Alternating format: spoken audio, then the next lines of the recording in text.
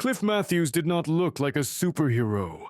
He owned no cape, could not fly, and had never punched anyone harder than the soft keys of an office keyboard. At 29, he possessed a 312-star rideshare rating, a plant that kept dying in new and creative ways, and the world's most forgettable business-casual wardrobe. Yet once the automatic glass doors of the Tremont Tower were shut behind him, the ordinary dissolved, and Cliff became the city's most clandestine champion. They called him, though only when absolutely no one could overhear, the small-talk sentry. His power, an uncanny, borderline supernatural capacity to sense precisely when an elevator's doors would open and to deploy a single, perfectly timed sentence of banal conversation that snapped the suspended silence, diffused tension, or, on heroic days, saved lives. He never misfired. He could hit the sweet spot between floors like a comedian landing a punchline exactly as the spotlight brightened. Where others fumbled with weather comments, Cliff wielded them with the surgical precision of a SWAT team. It began the Friday HR posted a memo titled, "Elevator Etiquette, the Conversation Conundrum." Someone, probably James from procurement, had tried out a knock-knock joke on the CEO, somewhere between the 6th and 9th floors, resulting in what witnesses later described as a roar of palpable awkwardness. The CEO had subsequently approved a 2-hour seminar on building vertical rapport. Cliff attended because everyone attended. Midway through, as the facilitator droned about verbal sunshine, Cliff felt a tingling behind his left ear, as though his brain were pulling a phone off silent mode. At that moment, he just knew that the facilitator would pause at any question, and the building's south elevator would ding in exactly 8 seconds. Pure reflex propelled him through the conference room door and into the elevator vestibule. Inside stood 3 strangers and a 4th person, visibly regretting life. Cliff inhaled. Crazy humidity today, huh? It's like walking through a hot latte. The tallest stranger laughed too loudly. The others chuckled politely but noticeably relaxed. The doors parted again at Lobby 2, and everyone exhaled with the relief of survivors. Something warm and electric fizzed through Cliff's veins. He had spoken the correct filler at the exact millisecond, a gift of pinpoint banality that kept social anxiety from metastasizing. The next dozen rides confirmed it. He could feel the conversational gap, taste it almost, and slide his comment into the microsecond before silence solidified into dread. Being raised on comic books, Cliff realized quickly what this meant. All superheroes needed a mission, a city to protect, and preferably a villain with a pun-based name. He downloaded a free logo maker, producing an emblem that looked mostly like 2 talk bubbles crashing into each other. Then he stashed a portable espresso machine in his satchel, because heroes needed gadgets, and waited. In most places, such a power would be a novelty at best, but Tremont Tower was an 80-floor behemoth whose architects had made elevators the architectural equivalent of clogged arteries. Too few cars served too many offices, leading to inevitable lineups, forced intimacy, and existential dread. If God designed a lab for awkward silence, this was it.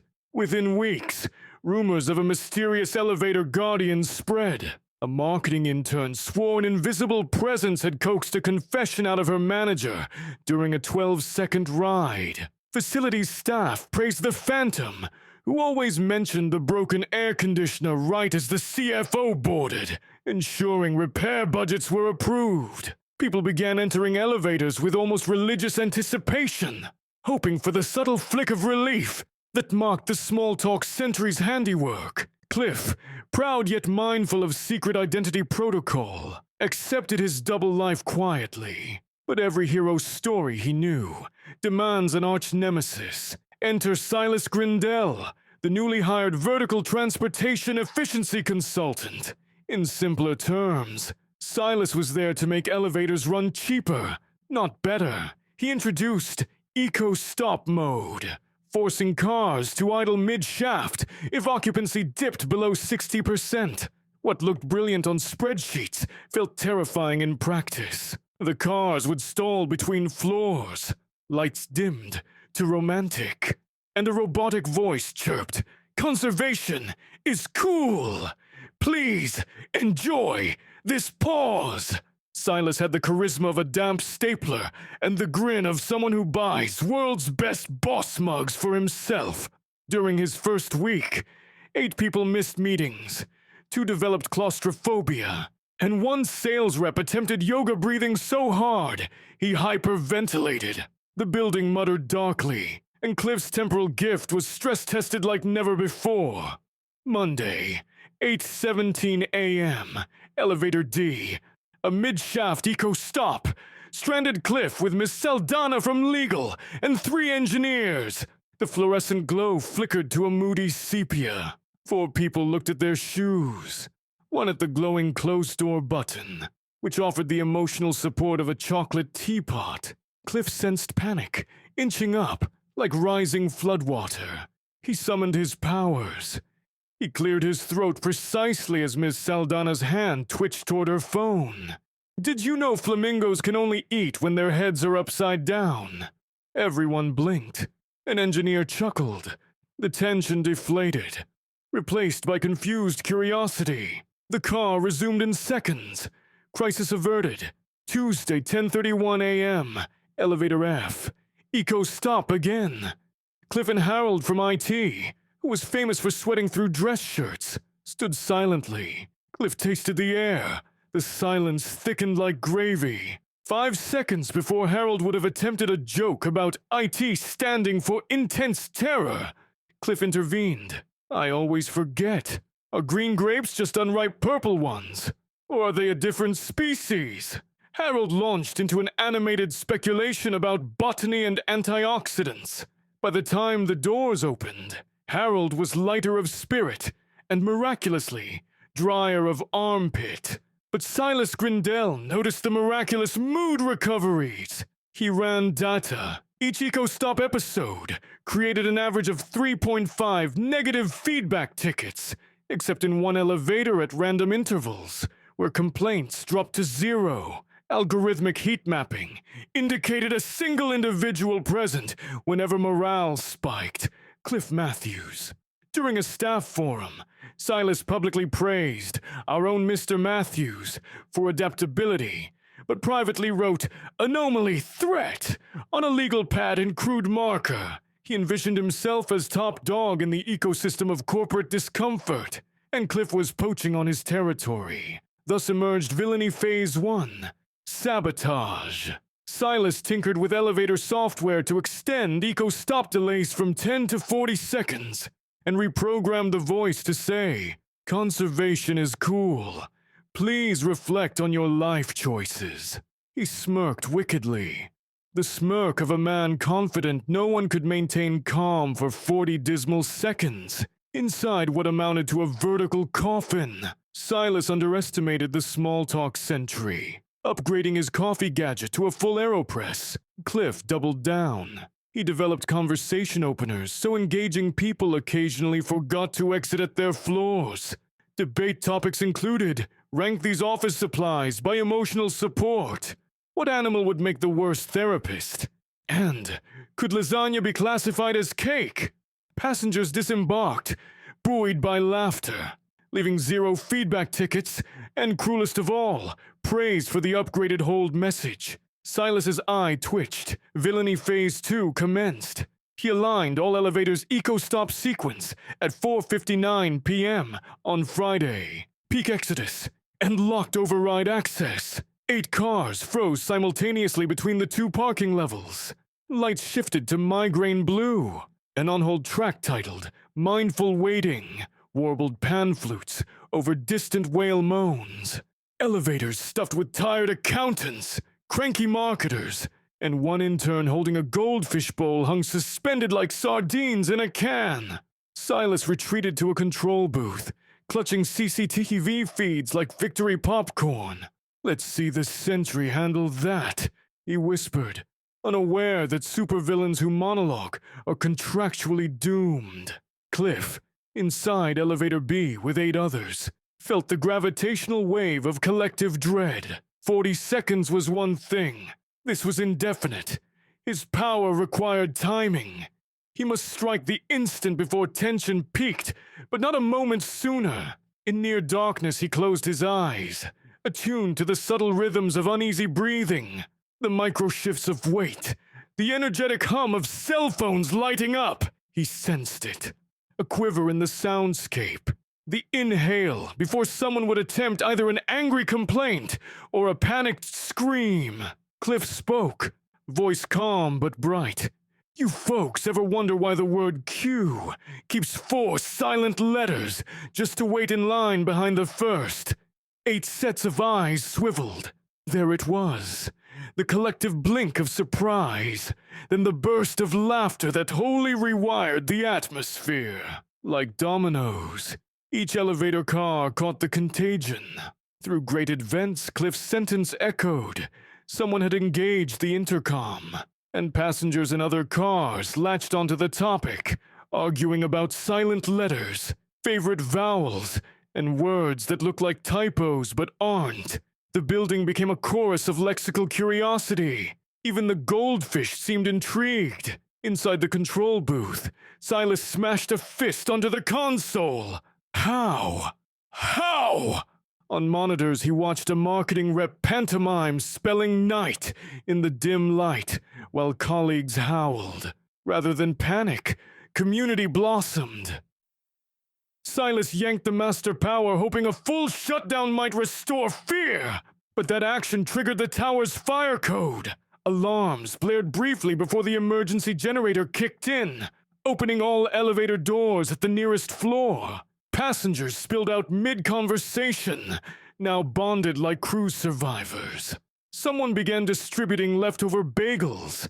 A spontaneous plan for lobby karaoke night materialized. The next Monday, Tremont Tower's head of operations placed Silas on mandatory leave to reconsider his relationship with humanity.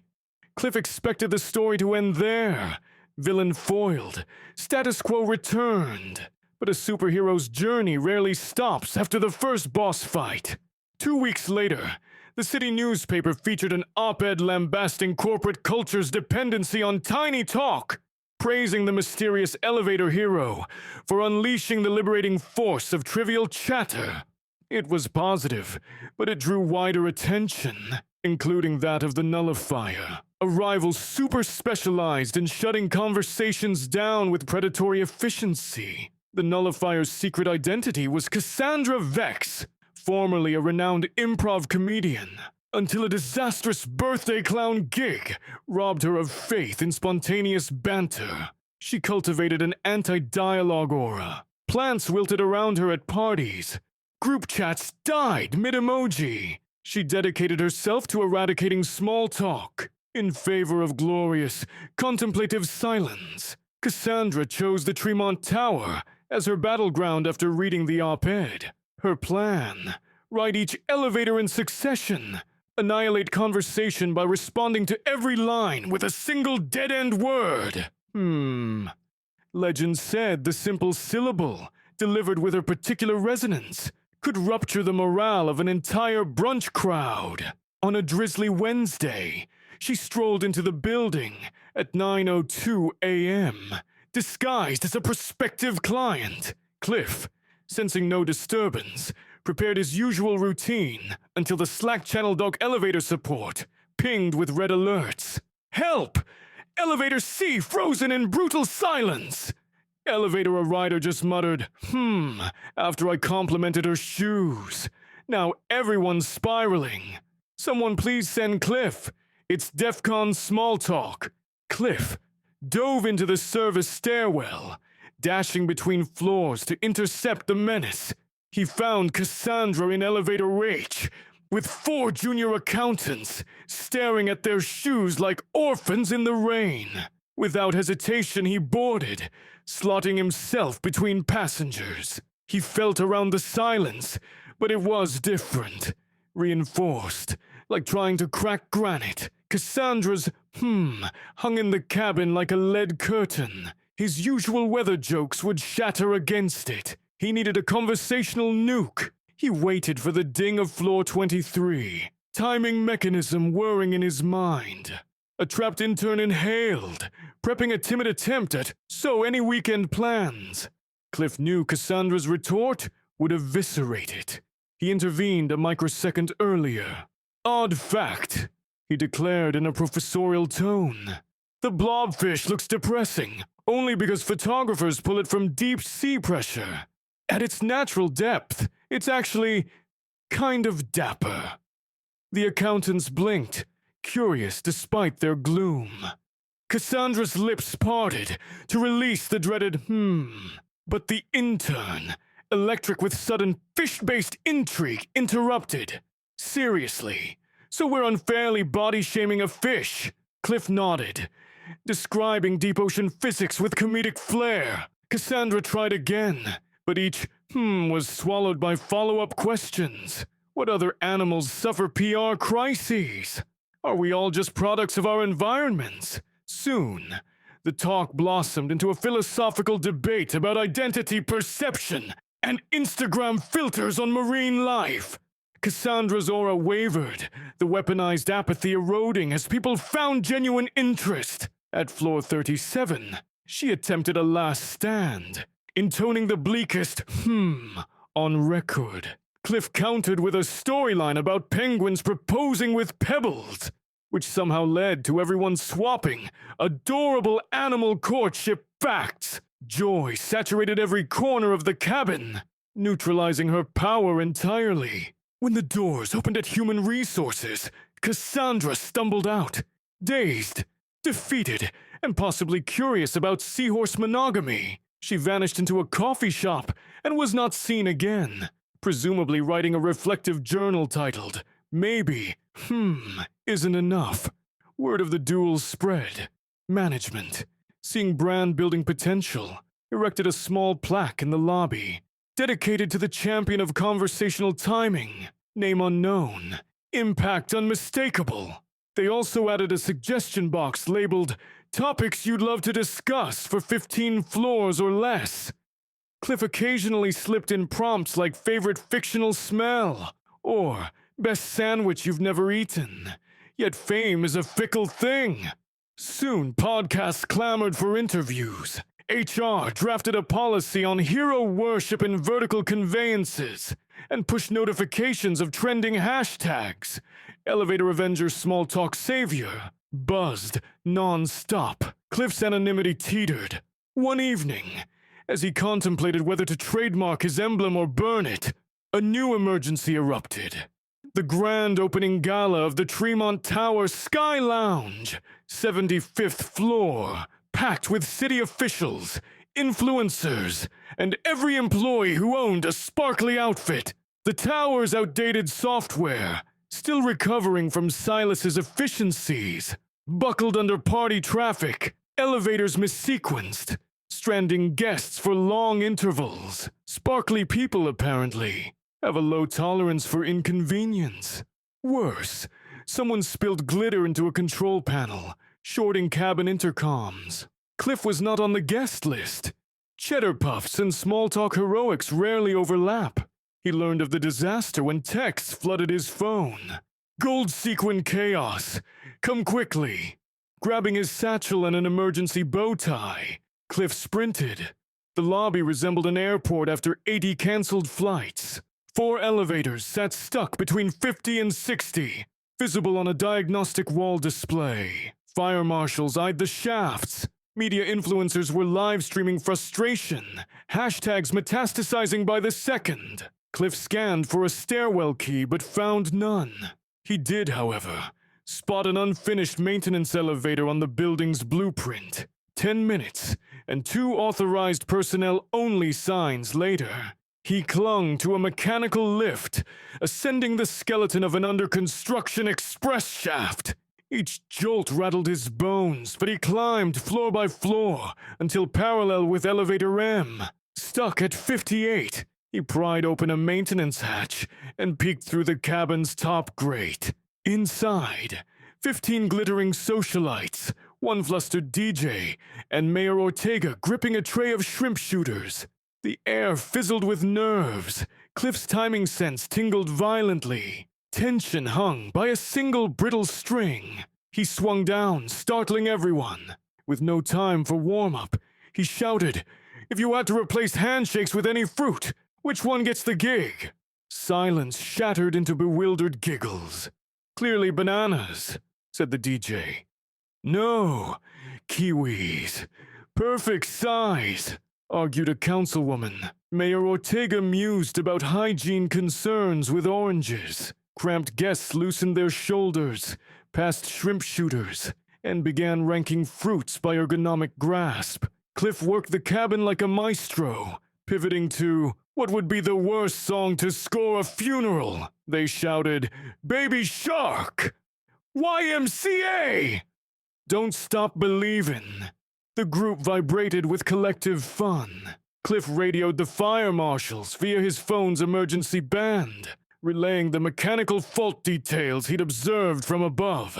Engineers rerouted power, and the cabin restarted.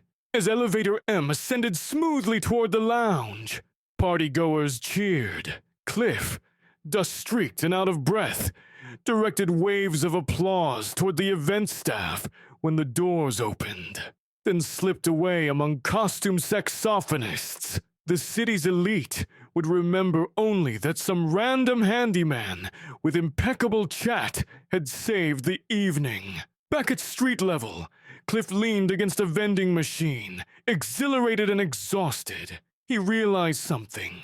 Heroism, no matter the scale, wasn't about powers or capes.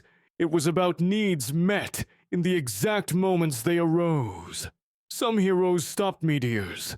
Others stopped conversational black holes. Needs differ. Timing is everything. He turned as Miss Saldana from legal approached, holding 2 cans of ginger ale. "I figured you'd be here," she said, handing him one. There was a twinkle suggesting she knew, maybe not the full story, but enough. She clinked her can against his. "We could use someone like you on the Diversity and Inclusion Committee." Cliff raised an eyebrow. "Does the committee ride elevators often?" "Only every meeting," she grinned. "And we serve donuts." He considered it. A new arena with fresh conversational disasters to disarm. The city would spawn other villains, other awkward silences. But for tonight, the world was good. He accepted the invite. As they strolled to the exit, the lobby elevator chimed. A couple hesitated outside the open doors, wary after the evening's chaos. Cliff glanced at Ms. Saldana.